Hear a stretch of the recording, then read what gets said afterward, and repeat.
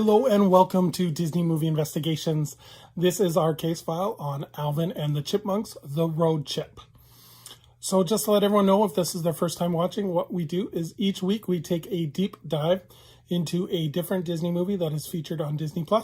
And we take a look at how the movie got made, some interesting trivia along the way, as well as what future projects the movie spawned off. So like I said, this movie of the week is going to be Alvin and the Chipmunks, The Road Chip. And this movie was released on December 18th, 2015. And it was directed by Walt Becker. And it was written by Randy Morgan Singer and Adam Siskel. And it had a budget of $90 million. And its box office return was $234 million. So big success. And before we look at the movie itself, I thought we'd take a brief look at the history of Alvin and the Chipmunks. So in 1958, Ross Bagdasarian Sr. released a novelty song called Witch Doctor. And this was a novelty song because he would sing the main part of the song, but when it came time to the chorus, he would record a sped up version of his own voice to kind of create a bit of comedy with it.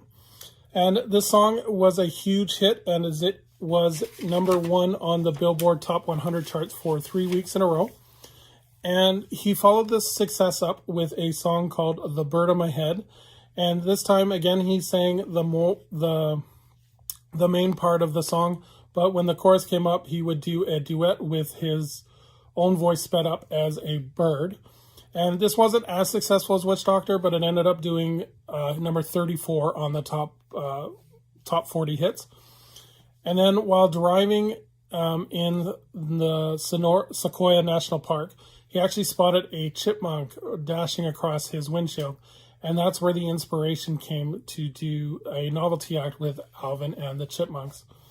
And their biggest hit right out of the gate was the Christmas song.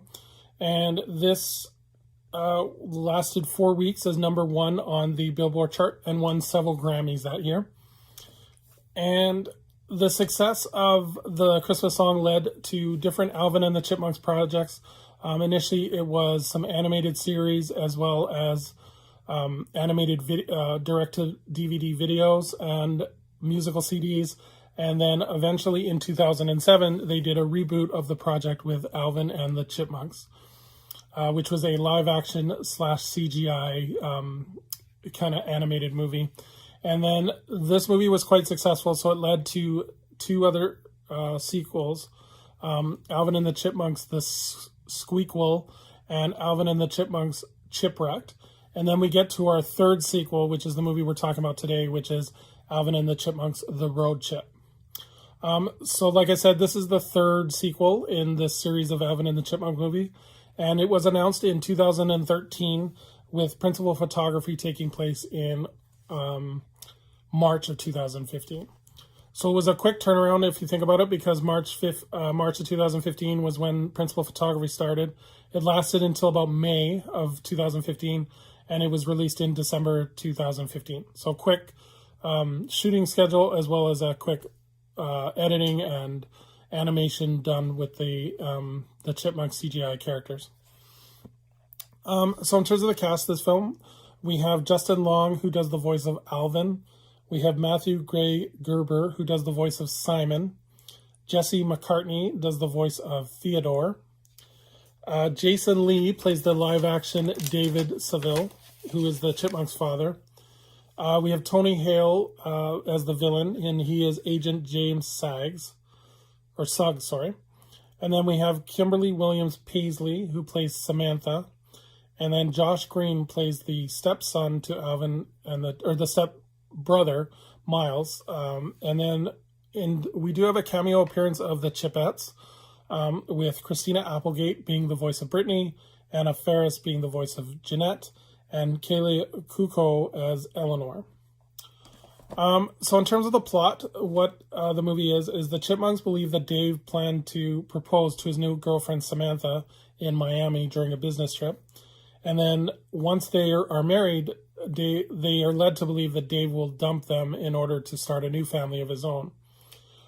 So Alvin and the Chipmunks don't take this lying down, so they team up with their new stepbrother, miles, and they now have 3 days to travel from California to Miami in order to stop the upcoming marriage proposal, as well as save their family. There's not a lot to this movie. I tried to do some research to find some interesting trivia, and there really wasn't anything there. These movies do feature a lot of pop songs done by the Alvin and the Chipmunks band, and part of the appeal is hearing kind of your favorite songs done in that sped up chipmunk voice. The story is not very good. It's very loose. The comedy I find is a little dated. And then the other thing about this is this is the third sequel. So you can tell that the series is kind of running out of steam. What I don't understand with these movies is that why are they using celebrities to do the voices of the Chipmunks and the Chipettes? I don't think if anybody, unless you told them, nobody would know, oh, that's Justin Long as Alvin because of the sped up voice. So I don't know why. I understand they have to be actors, but I don't understand why you're dishing out for some highly recognizable names when it, to me, just seems a little bit of a waste. In terms of this being on Disney Plus, it is a Fox property, so it is part of the acquisition deal that Disney made in order to supplement Disney Plus. In terms of the other 3 Chipmunk movies, the Alvin and the Chipmunks, the Squeakquel, and Chipwrecked, those are right now contracted to be on other streaming services. So I imagine they will appear soon, as soon as their contract is up on other streaming services. I know for a fact, Alvin and the Chipmunks, the Chipwrecked sequel, is on HBO Max. So as soon as that contracts, they will kind of do that. They'll appear on Disney Plus. This is one of the titles I believe Disney is looking at, not the Road Chip, but Alvin and the Chipmunks, as kind of doing a reboot in terms of the Disney brand. So we'll have to wait and see if that happens. And then, yeah. Overall, in terms of recommendation for this movie, I get the appeal of the cute, cuddly chipmunks and the funniness of the sped up voices. Other than that, it's just really not... It's a great family film, but it's not a great film, if that makes sense. So yeah. And in terms of this week's artifact, I thought I would share... I don't have any Alvin and the Chipmunk stuff, but I do have the original Disney Chipmunk. This is a plush of Dale that I got while working at the Disney store. And this was part of Disney's new redesign of the plush that they were doing. And the whole tagline was to make it cuter, cuddlier, and more squeezable. So yeah. So that's going to do it for this week's review. Like I said, it's not a very long one just because there's nothing really much to this movie. Just a couple quick housekeeping notes. If you are enjoying these movies and you're liking them, I please ask that you hit the subscription button because it just helps to get more attention to these videos, and more attention leads to bigger and better things. And then as well as our January bonus poll is up.